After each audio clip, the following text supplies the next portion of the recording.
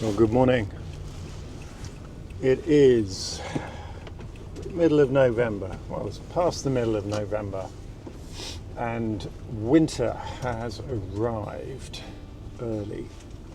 Cold snap, and we have a rarity for my part of the world, and that is snow. I can probably count, I think, on the fingers of one hand, maybe two, the number of times since we've lived here in Southampton, which is since 1985, that we've had snow. It's not a common occurrence. And so I'm headed out to the New Forest and to see if I can make something of it. I believe it's going to snow for a little while, another hour or two, and so we might have an actual proper ground covering.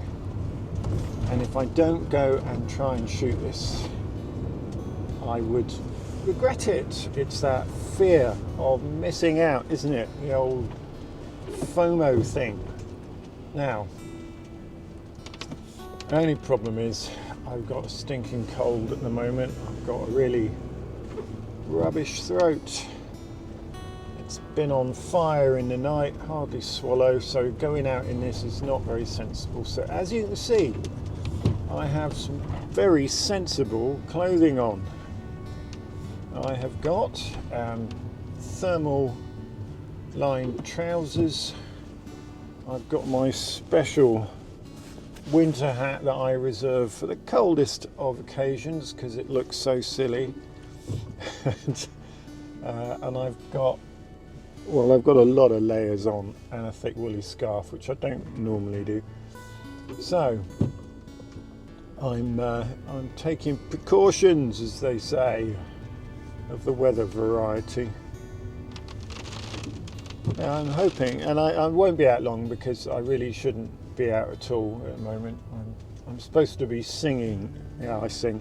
I'm supposed to be singing at the weekend on Sunday, and I've probably got about 7 or 8 songs I've got to get through, and so it's kind of risking my voice, really. But I know if I stay in, I'm just going to regret it and wish I'd spend the whole day wishing, oh, I could have gone out. So I'm going to go out, and I'm just going to go to one place. I am going to go up to Boulderwood, to a pond up there and an oak tree that I have been to many times, because I can picture in my mind's eye what I think that's going to look like. So that's the plan. It's going to be a fairly quick visit, and I'll catch up with you when I get there. But it may be quite a short video, this one. I'll catch up with you when I get there.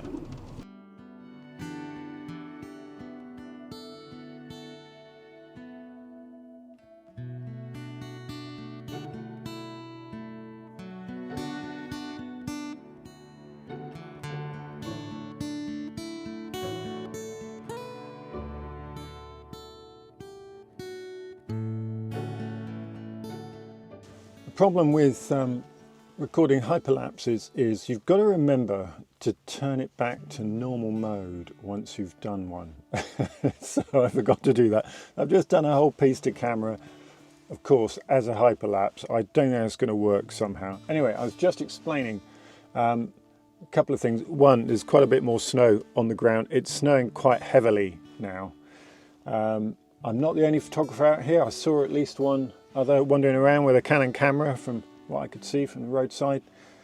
So I'm not the only person out here looking for interesting images. So I am hoping that because it's been cold for a couple of days, that the pond that I'm going to may well be at least partially frozen, which would either look really pretty or messy. There's going to be a lot of separation. This is something else to look for, that because it's still snowing quite a bit, that in terms of you know, photographing trees, for example, they'll be very well separated from the background. Also, there's a reasonable amount of wind and it's quite wet snow, so it may be sticking to like one side of the trees, which can look really quite interesting, get nice contrast between the windward side and the lee side. And so there's all these sort of things to look out for, plus to be conscious that every picture that you take, it's like a little list of tips, isn't it? Maybe that's what this is about. Every picture that you take could be messed up by where you have just trodden. So I'll be being very careful about where I step and the paths that I take, just in case I'm treading in the frame of a picture that I might want to take. So it's a matter of keeping your eyes peeled. Right, time to get out there, and I'll catch up with you in a minute.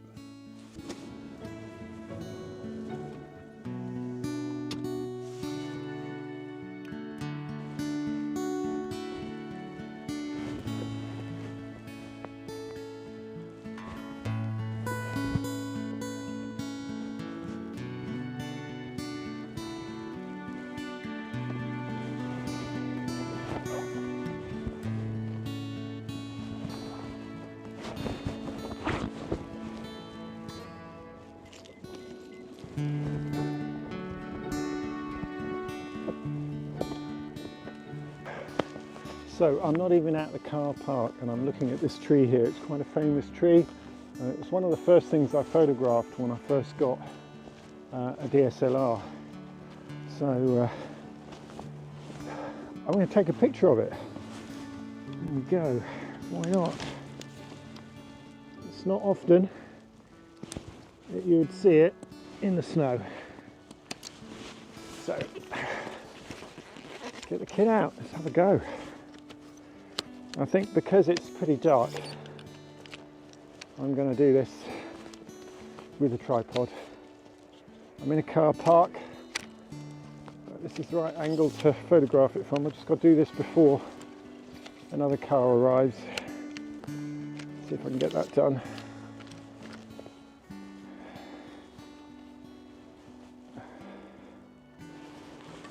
So I was looking back from where I was walking to and noticed this tree, and I just thought, I can't ignore it. I can't ignore it. I need to photograph this while I've got the opportunity, because it won't come again for a long time. Right, what have we got? ISO 64. I'm going to go for something like, let's go into manual. F6.3 and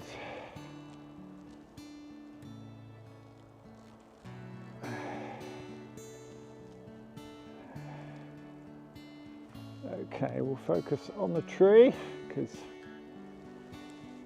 everything else is going to be in focus at that range. 2-second timer.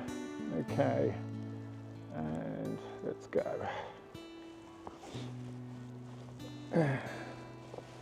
Fortunately, I am photographing away from the direction of the wind, so it's not messing up things too much. Okay, this is gorgeous. I love the way that the snow is clinging to that little gate there.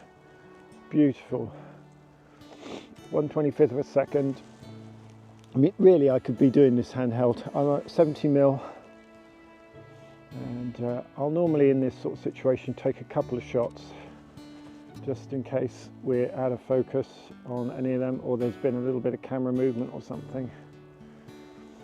Some slight differences here in terms of the composition. Let's just cover the bases. And so I've got that from this position. I love it. I love the way also that the snow is clinging to the trunk of the tree. I did say about that sort of thing is something to look out for. But now I've got this position, I'm not quite so worried about footprints and things. So I'm just going to explore around this now. Lens cap back on until I need it again.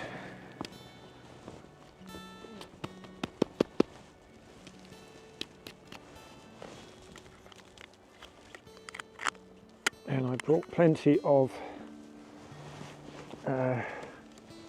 towels and stuff with me. In fact, I ought to get one out.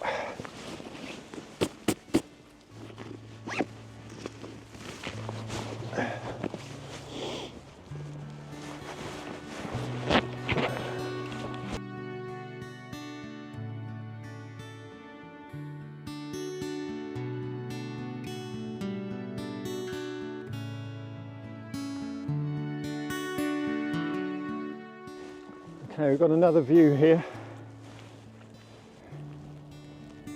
Oh, that just looks so beautiful. It really does. Okay,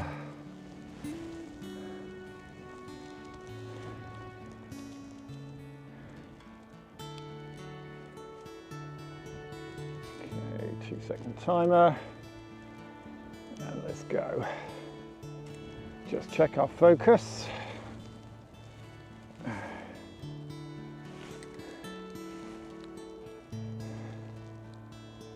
Yeah,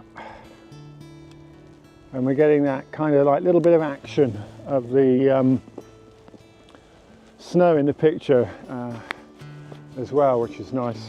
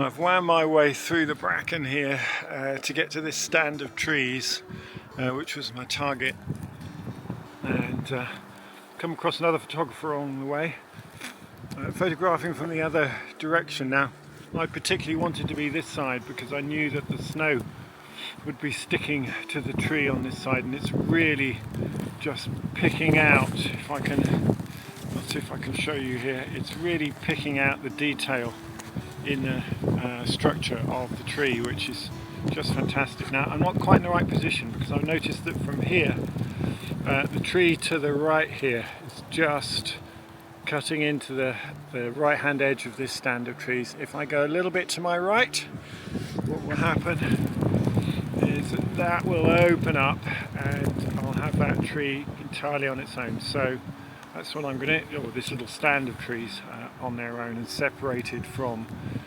those to either side. So I'm going to move myself a little to the right and we'll take a few more shots. And if they're any good, then here's those shots.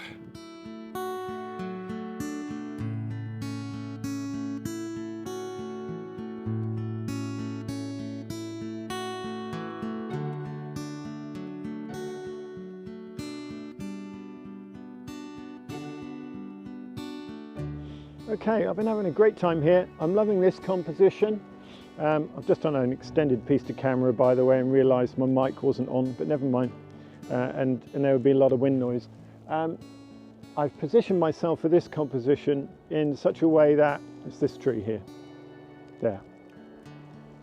That there's plenty of separation from the trees either side, and I've shot this both in portrait and in landscape mode. It's definitely best, I think, on this side of the trees because we've got all this beautiful way in which the snow is picking out the structure of the trees, because this is the way the wind is blowing from. It's blowing from this side and it's blowing this wet snow onto the sides of the trees, which is just great. Anyway, so I'm probably going to have to go and get myself warm again now and get home before the conditions make it difficult for my non-four-wheel drive van to negotiate the roads. But in the meantime, just a quick little refresher of those few tips about shooting in these conditions. One, just the obvious one about exposure. It's very easy to underexpose in these conditions, so you need to allow for that. Two, make the most of the separation that the snow gives you, particularly when the snow is still falling. The snow gives you from the background, from your subject from the background, separating it from other things behind it in the image that otherwise might make it look a bit cluttered. What else have we got? Yes, taking advantage of the conditions themselves, as I mentioned about the way in which the snow falls. That if I took a picture of this tree from the other side, and I might do that just to show you, it would not look as dramatic because we wouldn't get the outline of the structure in anything like as good a way. So that's another thing. Fourth, the composition rules still, you know, all of those things that we apply in terms of composition, that all still applies. That you can get the prettiest, you know, you can photograph the prettiest landscape in the world full of snow, etc., and all this lovely wild weather, but if you haven't got your composition right, if you haven't thought carefully about your composition, you're still not going to get a great shot. So think about how your subject is interacting with the rest of the landscape around it, with other trees that are around it, all of that kind of stuff. Anything else? Yeah, make sure that you are well prepared. I came across another photographer out here just now. She looked absolutely freezing, and so wear the right gear. And that's something that actually has been really good on this particular little adventure is, you know, I've got my Valorec gloves on. These are great for these kind of conditions. They're really, really nice and warm. I've got my Paramo jacket. I've got some nice boots. I've got thermally lined trousers, etc. I've got layer on layer, and I've got a decent hat as well and hood to really keep me warm. So I haven't felt the cold that much at all. But this other photographer I came across, she really looked cold. So look after yourself. Hope all of that helps. I'm sure I could drivel on with loads more tips about photographing in the snow, but I've just realised I missed off one of my tips, which was one of the ones that I started with, which is, of course, don't mess up your composition with your own footprints and all the wandering around that you do, just looking for angles and things. Just be a little bit careful about that to make sure that you don't ruin that wonderful, complete one-off composition that you thought was just going to be absolutely gorgeous, only to find it's got your footprints all over it, just ruining that pristine snow. Okay, thanks very much. I need to go and get myself warm. Anyway, if any of these pictures have been any good, I'll show them to you now. And in the meantime, thank you so much for watching. Oh, one last thing. This isn't a tip. I have agreed to do a review actually of some equipment for a company that provides photographic accessories, and so coming up fairly soon I shall be doing a review down in Dartmoor of a tripod and some filters, a filter kit, and I wouldn't say these are at the top end of the market. Okay, they're going to be kind of mid-range type stuff, relatively budget for people who you know, really enjoy their photography, I think, but haven't got an endless budget. And you know, I very much fit into that category. I have got some nice kit, but my ability to spend significant amounts of money on kit really is very, very limited. And so I'm interested in what options are out there, not just for myself but for others as well, to invest a little bit of money in some kit that will help them with their photography, but without breaking the bank. So that'll be coming up probably in the next video, thinking about when I'm filming this and when I'm planning to film that stuff. So keep your eyes open for that. There'll be discount codes and all sorts of wonderful stuff. So I'll catch you again for that. So thanks again for watching. Catch you next time. Bye for now.